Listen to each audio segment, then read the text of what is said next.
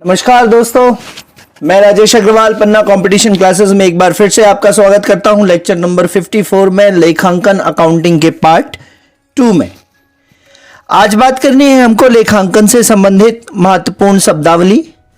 उसी को पिछले लेक्चर से कंटिन्यू करेंगे। पिछला लेक्चर पार्ट 1 नहीं देखा है तो पहले जाके वो देखें। बात करते हैं चौथी शब्दावली की, जिसे बोलते हैं क्रय वापसी या परचेजेस रिटर्न। खरीदे हुए माल को क्रेता द्वारा वापस करना, या कंपनी जो कच्चा माल खरीदती है या कोई माल खरीदती है, कोई कल पुर्जा खरीदती है, तो खरीदे हुए माल को जब कंपनी वापस करती है तो उसे बोलते हैं परचेज रिटर्न या क्रय वापसी। विक्रय वापसी, सेल्स रिटर्न, बेचे हुए माल को जब ग्राहक द्वारा वापस व्यवसाय को लौटा दिया जाता है। ऊपर कंपनी ने अपने खरीदे हुए माल को वापस किया, अब कंपनी द्वारा बेचे गए माल को जब ग्राहक द्वारा वापस कर दिया जाए कंपनी को या व्यवसाय को, तो उसे विक्रय वापसी कहेंगे। सरल है, पढ़ते जाइए।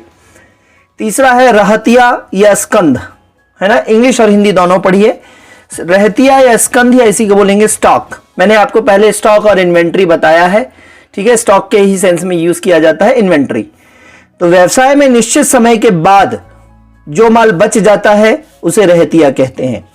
अंतिम दिन बचे माल को अंतिम रहतिया या क्लोजिंग स्टॉक कहते हैं, तथा उसे ही अगले दिन सुबह प्रारंभिक रहतिया ओपनिंग स्टॉक कहते हैं। ठीक है, आज की शाम जो हुआ वो क्लोजिंग स्टॉक हुआ, कल सुबह वही स्टॉक या उसमें और कुछ स्टॉक और मिल जाए तो वो सब मिला के क्या हो जाएगा, ओपनिंग स्टॉक या प्रारंभिक रहतिया। उसके बाद संपत्ति का मतलब है असेट। कोई भी ऐसी चीज जिस पर व्यवसाय का स्वामित्व होता है, कंपनी का स्वामित्व होता है, जो व्यवसाय को भविष्य में नकद या आर्थिक लाभ प्राप्त करने हेतु सक्षम बनाती है, संपत्ति कहलाती है। कोई भी ऐसी चीज जिस पर व्यवसाय का स्वामित्व होता है, ऑनरशिप होती है, और जो व्यवसाय को भविष्य में नकद या आर्थिक लाभ प्राप्त करने हेतु सक्षम बनाती है, वो संपत्ति कहलाती है। ठीक है ना। जैसे आप संपत्ति और कैपिटल में डिफरेंस समझ लें, असेट और कैपिटल में क्या, तो असेट यदि ये वेन आरेख से प्रकट करूं मैं, असेट यदि ये है तो उसके अंदर कैपिटल आ जाती है। असेट के अंदर ही एक पूंजी एक भाग है, तो असेट मतलब असेट के अंदर ही कैपिटल है ना। असेट के एग्जांपल क्या है, कैश इन हैंड, है ना, आपके हाथ में जो नकदी है, कंपनी के हाथ में जो नकदी है, कैश इन हैंड। प्लांट है कंपनी का, प्लांट का पूरा प्रेमाइसेस है, जमीन है ना, उसकी बिल्डिंग है, सारी मशीनरी है, ये सब कंपनी की क्या है, असेट्स है। फर्नीचर है, बैंक बैलेंस है, बैंक में पैसा पड़ा हुआ है, देनदारों से जो पैसा मिलना है, प्राप्त बिल, जो कंपनी ने बिल माल भेजा है, बिल है जो कंपनी के, रिसीवेबल्स बिल हैं जो कंपनी को मिलने बाकी हैं, बिलों का पैसा, वो माल का स्टॉक कंपनी का ही असेट है ना। निवेश किया हुआ है कंपनी ने अलग अलग जगह पे, तो वो कंपनी का असेट है। कंपनी की गुडविल, वो कंपनी की इंटेंजिबल असेट है। कंपनी की साख है, गुडविल है, कंपनी कहीं भी खड़ी हो जाए जीरो पे तो उसको करोड़ों रुपए मार्केट से मिल जाए, वो कंपनी की क्या है, गुडविल है, साख है ना। ये बहुत समय लेके बनती है, बिगड़ने में एक ही दिन में बिगड़ जाएगी, बनने में सालों लग जाता है। ठीक है। संपत्ति के 2 प्रकार होते हैं, इसी में कंटिन्यू करेंगे। संपत्ति के प्रकार है जैसे वर्तमान संपत्ति या इसको बोलेंगे करेंट असेट, और गैर वर्तमान संपत्ति है इसको बोलेंगे non current asset. Current asset क्या है, यह वे संपत्तियां हैं जो व्यवसाय द्वारा छोटी अवधि के भीतर नकदी में परिवर्तित करने के उद्देश्य से रखी जाती हैं। कौन सी संपत्तियां हैं करेंट असेट, करेंट का मतलब है 1 साल के अंदर की, 1 साल के अंदर की बात। तो ये वे संपत्तियां हैं, असेट्स हैं, जो व्यवसाय द्वारा छोटी अवधि के भीतर रखी जाती हैं नकदी में परिवर्तित करने के उद्देश्य, अर्थात व्यवसाय को कुछ कैश लगे तो तुरंत उसको कैश में कन्वर्ट किया जा सके, 1 साल की अवधि के भीतर ऐसा हो सके, तो वो वर्तमान करंट संपत्ति कहलाती है। गैर वर्तमान संपत्ति है, नॉन करंट असेट कहलाती है, 1 वर्ष से अधिक के दायित्वों को पूरा करने के लिए। 1 वर्ष से अधिक 2 प्रकार की संपत्तियां होती हैं, मूर्त संपत्तियां और अमूर्त संपत्तियां। मूर्त मतलब जो टेंजिबल है, अमूर्त मतलब जो इनटेंजिबल है। पीछे मैंने आपको बताया था साख, गुडविल, पेटेंट, कंपनी ने पेटेंट लिया हुआ है, कंपनी का ट्रेडमार्क, ये सब कैसी संपत्तियां हैं, अमूर्त संपत्तियां। जबकि मूर्त संपत्तियां क्या है, संयंत्र है, मशीनरी है, प्लांट है, नकद है, बैंक बैलेंस है, ये सारी कैसी संपत्तियां हैं, मूर्त संपत्तियां हैं। ठीक है। 1 वर्ष से अधिक हो तो नॉन करेंट, 1 वर्ष के अंदर हो तो करेंट। इसके बाद नेक्स्ट शब्दावली है देयताएं।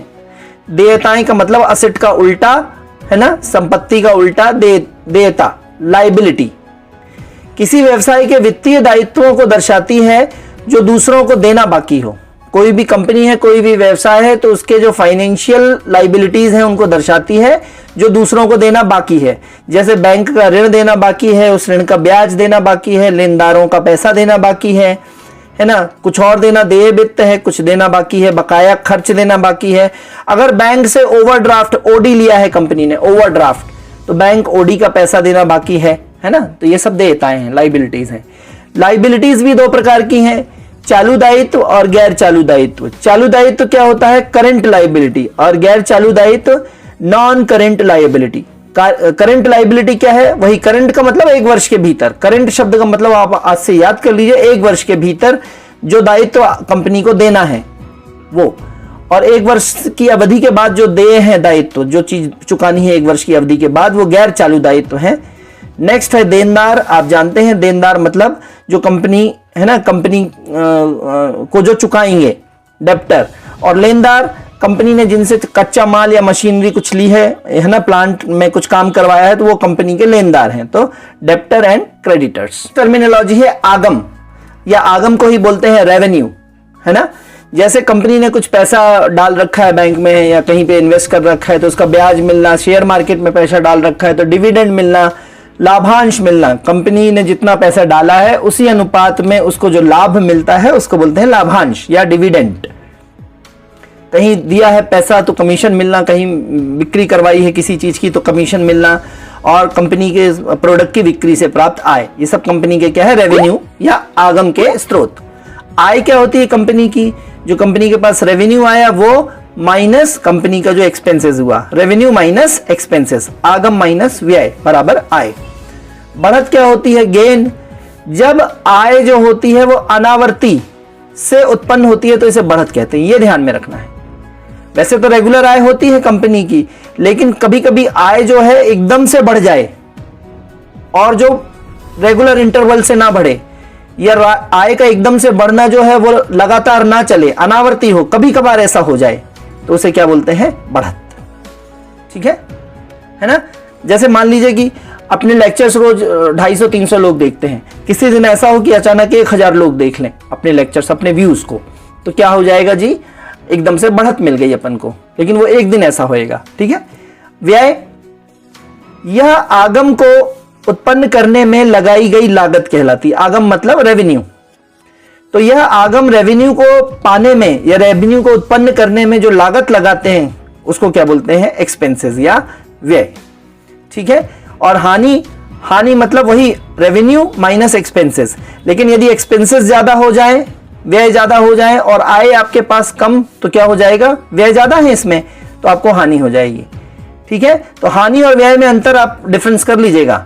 हानि जो है वो अवस्था है रेवेन्यू माइनस एक्सपेंसेस की, और एक्सपेंसेस क्या है? रेवेन्यू को बढ़ाने के लिए लगाई गई लागत, वो है एक्सपेंसेस। ध्यान दीजिएगा जरा। फिर खर्चे मतलब एक्सपेंडिचर, है ना। खर्चे और व्यय में डिफरेंस ध्यान दीजिएगा। खर्चे क्या है? यह वह निवेश राशि है जो व्यवसाय में लाभ की क्षमता को अधिक बढ़ाने के लिए निवेश की जाती है। ठीक है। लाभ की क्षमता को अधिक बढ़ाने के लिए, वो काय के लिए उत्पन्न, व्यय काय के लिए था, एक्सपेंसेस काय के लिए था?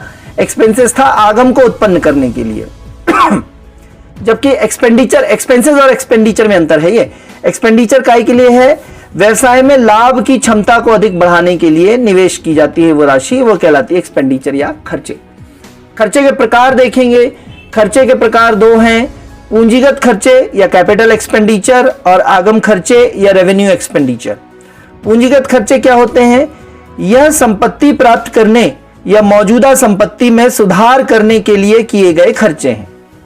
और संपत्ति प्राप्त करने के लिए, है ना, मशीन प्राप्त करना है, कुछ और प्राप्त करना है, तो उसके लिए जो खर्चा किया जाता है, या मौजूदा संपत्ति में और सुधार करना है, कुछ और चीजें बढ़ाना है, फैक्ट्री का एरिया बढ़ाना है, तो उसके लिए जो खर्चे किए जाते हैं वो पूंजीगत खर्चे कहलाते हैं।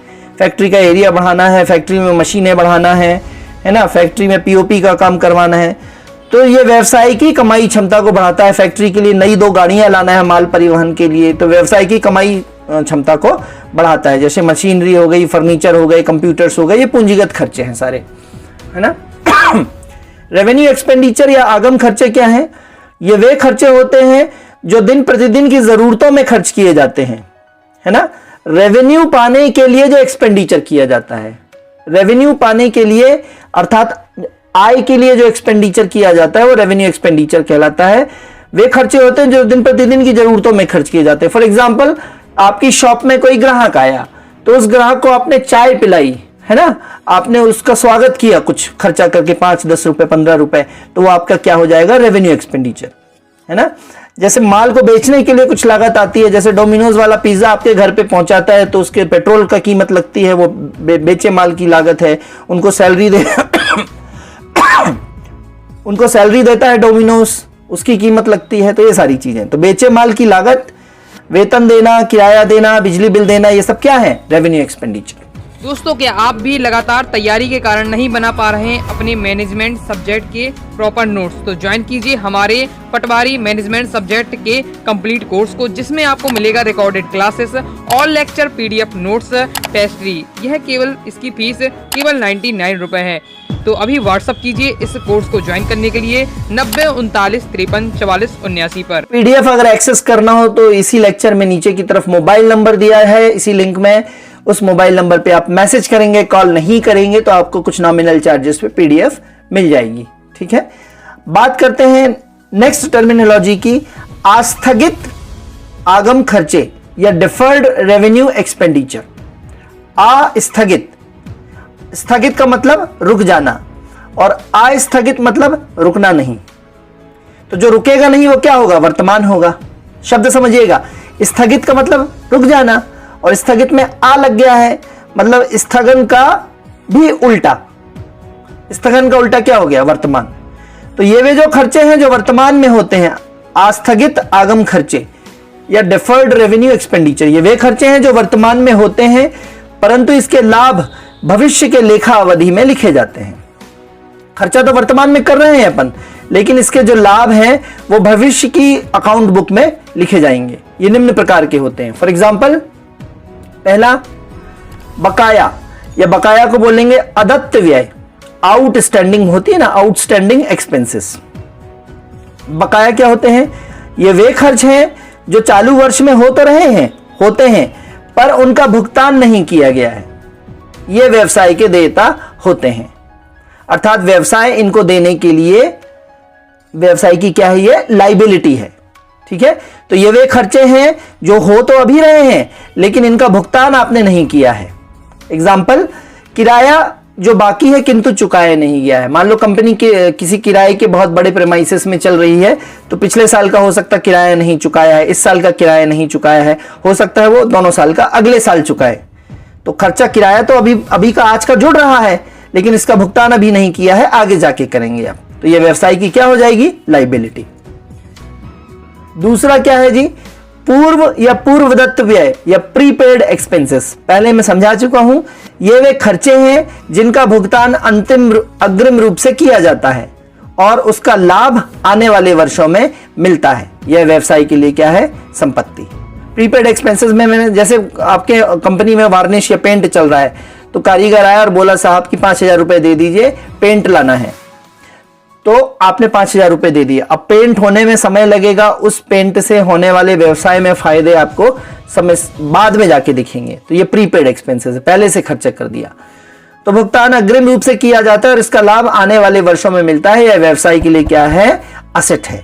एग्जाम्पल, आपको पहले से रेंट मिल गया साल भर का, या पगड़ी मिल गई, है ना, और फिर इसका भुगतान आप किराए साल भर के लिए किराए पे आपने अपनी जमीन दे दी। इंश्योरेंस का प्रीमियम आपने शुरू में चुका दिया, अब साल भर का आपका इंश्योरेंस हो गया। ठीक है, तो पहले से आपने भुगतान कर दिया, लेकिन फायदा जो है वो आने वाले वर्षों में मिलेगा इंश्योरेंस का। ठीक है, एग्जाम्पल याद रखिएगा, यही क्वेश्चन के रूप में आएंगे। तीसरा है अनुपार्जित आय या अनअर्न्ड इनकम। यह वह आय है जो अग्रिम रूप से प्राप्त तो मिल गई है, आपको प्राप्त तो कर ली है आपने, लेकिन इसके विरुद्ध या तो बिक्री या सेवा जो है वो प्रदान की जानी बाकी है। यह व्यवसाय के लिए देता है ना। फॉर एग्जाम्पल, जैसे आपको क्या है, आपकी इनकम पे आपको इंटरेस्ट मिल गया है और तो उस इंटरेस्ट पे अभी आपको टैक्स देना बाकी है ना। तो यह वह आय है जो अग्रिम रूप से प्राप्त हो गई आपको, है ना। इनकम पे इंटरेस्ट प्राप्त हो गया आपको, लेकिन इस इंटरेस्ट के विरुद्ध आपको अभी सेवा प्रदान की जाने वाली बाकी है। कौन सी सेवा? आप टैक्स चुकाएंगे, है ना, इस तरीके से। या किराए की आय आपको मिल गई है, लेकिन किराए पे आपको अपना प्रीमाइसेस सामने वाले को देना बाकी है, ठीक है। किराया पहले एडवांस में ले लेते हैं आप, एडवांस में किराया 2 तारीख को ले लिया आपने, अब पूरे महीने आपकी जगह को ऑक्यूपाइड करेगा वो। तो एक ऐसी आय है अनअर्न्ड इनकम। अग्रिम रूप से आपने एडवांस में तो प्राप्त कर लिया, लेकिन अपनी सेवा देना बाकी है, अर्थात किराए पे रूम देना बाकी है, ठीक है। समझ में आ रहा होगा आशा है। उपार्जित आय या एक्रूड इनकम, यह वह आय है जो लेखा अवधि के दौरान अर्जित तो कर ली गई है लेकिन प्राप्त नहीं हुई है ना। आपने अपनी सेवाएं दे दी हैं, आपने माल दे दिया है, लेकिन इसका भुगतान प्राप्त नहीं हुआ है। इसे बकाया आय या अर्जित आय भी कहते हैं।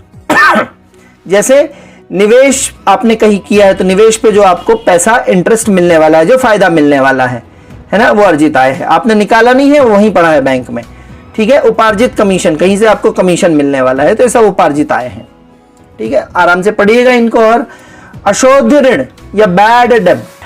बैड डेब्ट क्या होते हैं? डेब्ट का मतलब ऋण। जब कोई देनदार बकाया राशि का भुगतान करने में असमर्थ होता है तो उसे क्या कहते हैं? अशोध्य ऋण कहते हैं, ठीक है। आपका कोई देनदार है, कंपनी का कोई देनदार है, वो बकाया राशि का भुगतान करने में कैसा है? असमर्थ है, तो उसे क्या बोलेंगे? बैड डेब्ट। अर्थात ये पैसा डूब जाएगा कंपनी का, लेकिन यह व्यवसाय के लिए क्या है? संपत्ति है। कभी उसका समय अच्छा है और वो आपको पैसा लौटाने आ जाए 3-4 साल 5 साल बाद, ठीक है ना। ऐसे जैसे एक बार मेरी कोचिंग में ऐसे हुआ था कि बच्चे के पास पैसे नहीं थे, तो बच्चा ने बोला सर अभी है नहीं, तो ठीक है, ऐसे ही पढ़ रहा था वो। 3 साल बाद मेरे पास आई वो बच्ची थी और वो बोली सर ये आपके 3300 रुपीज हैं, अब मैं देने में सक्षम हूं, ये मैं आपको दे के ही जाऊंगी। वो मानी नहीं और दे के गई, ठीक है। तो ये व्यवसाय के लिए क्या था? संपत्ति। अच्छा ऋण, गुड डेब्ट। जब लेनदार को पूरी राशि का भुगतान कर दिया जाता है तो उसे अच्छा ऋण कहा जाता है, पैसा वापस आ जाए, है ना। बड़ा मुश्किल काम है उधारी लोगों से पैसा आना। खराब ऋण के लिए प्रावधान या प्रोविजन फॉर बैड डेब्ट। क्या प्रावधान? जब व्यवसाय यह मानता है कि देनदारों से कुछ राशि प्राप्त नहीं होगी तो यह प्रावधान करता है, जिसको आप एनपीए बोलते हैं। बैंक में नॉन परफॉर्मिंग असेट होती है, एनपीए, है ना। 80-80, 90-90 हजार करोड़ रुपए बैंकों का एनपीए होता है, नॉन परफॉर्मिंग असेट्स, जो कि बैंकों की उधारी है, जो बैंकों को मिलने की उनकी जो वो होती है संभावना, वो खत्म हो जाती है। बैंक को लगता है वो ये पैसा नहीं मिलेगा, डूब जाएगा हमारा पैसा, ठीक है। तो जब व्यवसाय यह मानता है कि देनदारों से कुछ राशि प्राप्त नहीं होगी तो वह प्रावधान करता है क्या? अपने लेखे में काय का प्रावधान करता है, अपनी बुक कीपिंग में काय का प्रावधान करता है? प्रोविजन फॉर बैड डेब्ट। फिर बात करते हैं छूट या बट्टा, डिस्काउंट। व्यवसाय द्वारा ग्राहक को दी जाने वाली कीमत में कमी को क्या कहते हैं? छूट कहते हैं। यह 2 प्रकार की होती है, छूट या बट्टा बोलते हैं इसे। 2 प्रकार की होती है, व्यापारिक छूट या ट्रेड डिस्काउंट, नगद छूट या कैश डिस्काउंट, है ना। जो एमआरपी पड़ा हुआ है किसी भी उत्पाद पे, तो उस अंकित मूल्य से कम मूल्य पर बेचना, ये ट्रेड डिस्काउंट हो गया। और ग्राहक यदि नगद भुगतान करे तो उसे कुछ और छूट दे दी जाती है ना। इसको महाजनी पद्धति में या सामान्य दुकानदारी की पद्धति में बोलते हैं मुद्दत, है ना। जैसे आपने सपोज 100 बोरे नारियल खरीदे और आप महीने भर बाद पेमेंट करेंगे तो आपको नारियल मान लीजिए 5000 रुपए का एक बोरा नारियल पड़ रहा है, ठीक है। लेकिन यदि आपने सामने वाले को बोला कि साहब हम 50 बोरे नारियल खरीदेंगे और आज ही तुमको पेमेंट देंगे, तो हो सकता है वो 4950 का आपको लगा दे 5000 की जगह। तो 50 रुपए आपको कैश देने के कारण उसने छूट दे दी, ठीक है। तो उसको बोलते हैं मुद्दत या कैश डिस्काउंट। बात करते हैं दिवालिया या इसी को बोलते हैं इंसॉल्वेंट। व्यक्ति जो अपने ऋणों का भुगतान करने में असमर्थ होता है, उसने खूब लोन ले लिया, है ना। भारत में आपने देखा होगा कि कई सारे ऐसे लोग हैं, विजय माल्या है, नीरव करके कोई बंदा है, वो हीरे की कंपनी चलाता था। ये सारे लोग जो है ऋण ले लिया और भाग गए, तो ऋणों का भुगतान करने में असमर्थ होते हैं, उन्हें दिवालिया कहते हैं। ऐसे व्यक्ति का दायित्व जो होता है, लाइबिलिटीज होती है, उसकी संपत्ति से ज्यादा हो जाती हैं। उसके पास टोटल जो संपत्ति होती है, उसका मकान, घर मकान, कंपनी, सारी चीजें मिला के अगर आप वैल्यूएशन करो तो वो कम होती है और उसकी देनदारी उससे ज्यादा होती ऐसी स्थिति दिवालिया कहलाती है। ऐसी स्थिति में वो अपने ऋण का पूर्ण भुगतान करने में क्या होता है, असमर्थ होता है। और यदि ऐसा व्यक्ति अपने आंशिक ऋण का भुगतान करना चाहता है, मान लीजिए 5,000 करोड़ का उस पर कर्जा है और वो 2,000 करोड़ ही कर पा रहा है सब कुछ बेच बुचा के, तो आंशिक ऋण का भुगतान भी करना चाहता है तो वह न्यायालय के माध्यम से ऐसा कर सकता है, ऋण का भुगतान कर सकता है। तथा न्यायालय क्या करेगा, उसे दिवालिया घोषित कर देगा, इंसॉल्वेंट घोषित कर देगा और बाकी शेष ऋण से जो है उसे मुक्त कर सकता है ना। सहारा वगैरह का यही सिस्टम चल रहा है, संपत्तियां बेच बेच के लोग इन्वेस्टर्स के पैसे चुकाए जा रहे हैं, जितना पॉसिबल हो चुकाया जाएगा और फिर सहारा को क्या घोषित कर दिया जाएगा, दिवालिया घोषित कर दिया जाएगा। ठीक है। नेक्स्ट टर्मिनोलॉजी है जीवित स्टॉक, है ना, लाइव स्टॉक जिसको बोलते हैं। व्यवसाय में उपयोगी पशुधन जैसे बैल, घोड़ा आदि जो होते हैं इन्हें जीवित स्टॉक बोलते हैं। प्रश्न पूछा जा सकता है जीवित स्टॉक क्या होता है, तो बैल, घोड़ा आदि जो लाइव स्टॉक होता है, पशुधन होता है वही। फिर नेक्स्ट है प्राप्त विपत्र या बिल्स रिसीवेबल। इसको दिखाने का क्या तरीका है, B/R, बिल्स रिसीवेबल्स। जिन बिल्स के हिंदी में क्या बोलते हैं, विपत्र। तो जिन विपत्रों की राशि व्यापारी को प्राप्त होने वाली होती है, मान लीजिए आज मैंने माल किसी को बेचा और उसको 50,000 का बिल बना के भेज दिया, तो वो विपत्र कहला गया। तो वो 50,000 की राशि मुझे प्राप्त होने वाली होती है या वो राशि मुझे 15 दिन बाद वो बिल पेमेंट करेगा बंदा, तो उसे मैं क्या बोलूंगा, बिल्स रिसीवेबल्स या प्राप्त विपत्र कहते हैं, B/R, बिल्स रिसीवेबल। इसी तरीके से देय विपत्र या बिल्स पेएबल, B/P, जिन विपत्रों की राशि व्यापारी को चुकानी होती है। मान लीजिए कच्चा माल मैंने मंगाया है मेरी कंपनी ने, तो उस कच्चे माल का 15 दिन बाद मुझे पेमेंट करना होगा, तो वो मेरे कंपनी के लिए क्या हो गया, बिल्स पेएबल। ठीक है। और आज के लिए लास्ट है यूएस गैप, फुल फॉर्म याद रखिएगा, आएगा US GAAP, United States general accepted accounting principle. General accepted accounting principle full form ही अकेला पूछ लेगा ये। जनरल एक्सेप्टेड अकाउंटिंग प्रिंसिपल मतलब क्या है कि हर एक देश में अकाउंटिंग की पद्धति में एक रूपता हो, एक समानता हो, तो वो यूएस गैप पद्धति को फॉलो कर सकते हैं। जिस तरीके से जैसे मनुष्य को है, तो मनुष्य को भारत में भी होमोसेपियंस बोलेंगे, यूनान में भी होमोसेपियंस बोलेंगे, ऑस्ट्रेलिया में भी होमोसेपियंस बोलेंगे, मंगल में भी होमोसेपियंस बोलेंगे, हर जगह होमोसेपियंस बोलेंगे। इसी तरीके से अकाउंटिंग करने की सर्वव्यापी एक सी पद्धति जो है उसको बोलेंगे US gap, general accepted accounting principal. सामान्य तौर पर स्वीकृत लेखांकन सिद्धांत, इसकी हिंदी है ये। जनरल मतलब सामान्य, सामान्य तौर पर स्वीकृत लेखांकन सिद्धांत। ये वित्तीय विवरणों के व्यापारिक लेन देन की रिकॉर्डिंग और रिपोर्टिंग के लिए अपनाए गए तर्क, अनुभव, उपयोग, मान्यताओं एवं अवधारणाओं पर आधारित होते हैं, सारे सिद्धांतों पर आधारित होते हैं यूएस गैप। और ये सिद्धांत एक लंबी अवधि में विकसित किए गए हैं यूएस गैप। और मैं आपकी जानकारी के लिए बता दूं कि भारत में कंपनियों का नाम नहीं लूंगा, भारतीय पद्धति से कुछ बहुत बड़ी भारतीय बैंक्स और बहुत बड़े भारतीय कंपनियां हैं जिन्होंने भारतीय पद्धति से अकाउंटिंग की है, तो वो बहुत बड़े लाभ में हैं। लेकिन जब वो यूएस गैप पद्धति से अपनी अकाउंटिंग और बैलेंस शीट और प्रॉफिट लॉस निकालते हैं तो वो बहुत बड़े घाटे में नजर आती हैं। ऐसे बहुत सारी बैंक और कंपनीज हैं भारत में, है ना। तो कोई अकाउंटिंग पैटर्न आपको धोखा दे सकता है, लेकिन अगर आप यूएस गैप करेंगे तो वो सर्वमान्य, दुनिया में आपकी बैलेंस शीट हर जगह मान्य होगी। ठीक है। इसी के साथ आज मैं अपना लेक्चर समाप्त करता हूं। थैंक यू, धन्यवाद, गुड बाय।